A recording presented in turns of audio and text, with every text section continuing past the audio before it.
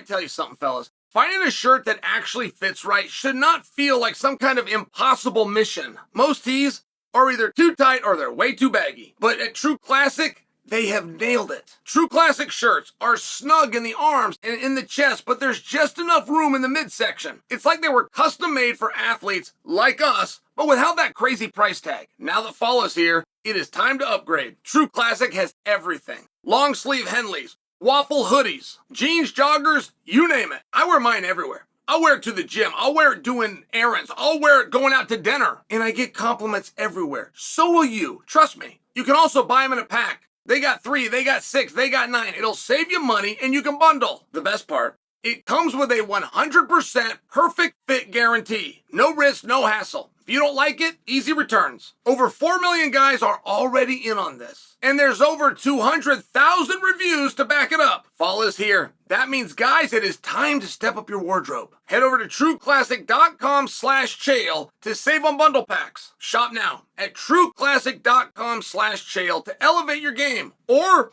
just click the link below. Ilia Topuria, ranked number 4 in the world, pound for pound.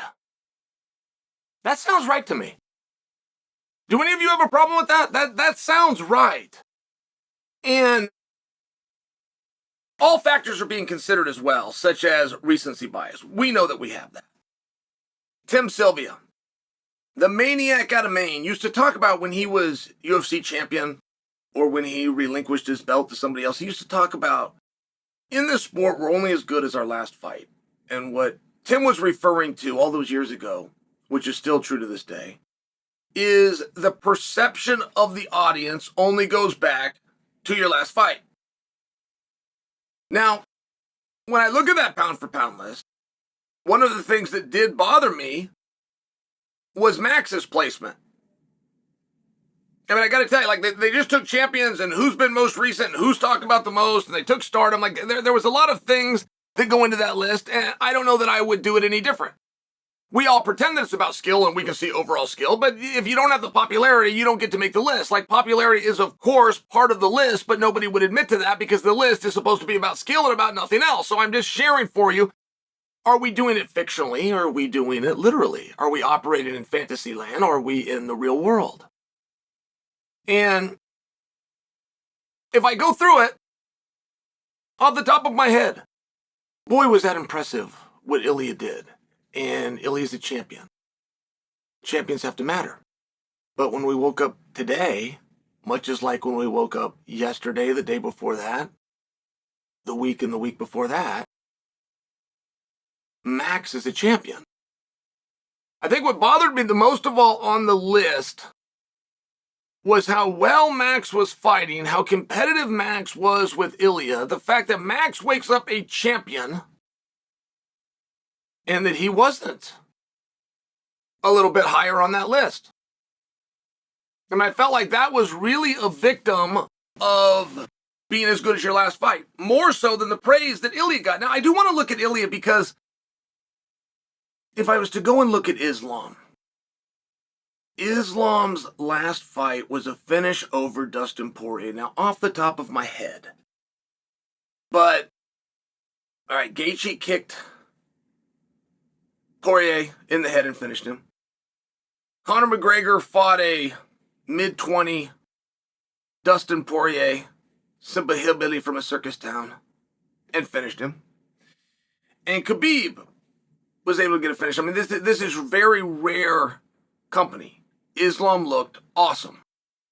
And in the course of looking awesome, also finished a former interim champion.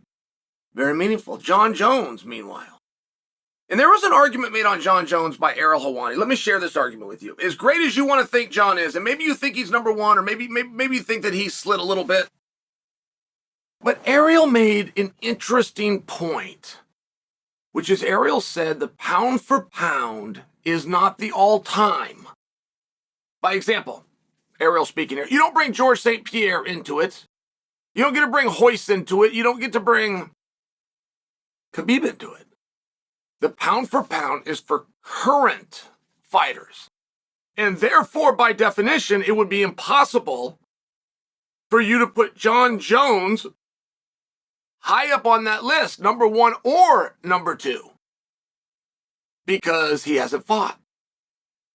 You cannot say in good faith that you have seen Jon and what his skills are today in order to juxtapose and rank that against other fighters who are showing their skills today. Interesting. It's not a bad point. It's not a bad point by Ariel. I don't know what side of that I would fall. I think I would need to hear more discussion, because what I do know to be true is Jon fought at heavyweight against a gentleman who only had 1 loss ever at heavyweight, who had his whole career at heavyweight, who months before was a champion, even if interim, at heavyweight, went the distance with Francis Ngannou in his previous bout at heavyweight and did not so much as put a closed fist on Jon's body anywhere. He didn't punch him in the foot. He didn't punch him in the chest, that new big belly he's carrying around. He didn't punch him in the head. He didn't punch him at all. That's pretty impressive. Have you ever seen somebody win a heavyweight championship at heavyweight who's never done it before? Oh, and by the way, be the heavyweight champion of the world without ever being punched in the face by a heavyweight? I mean, have you even heard of such a thing?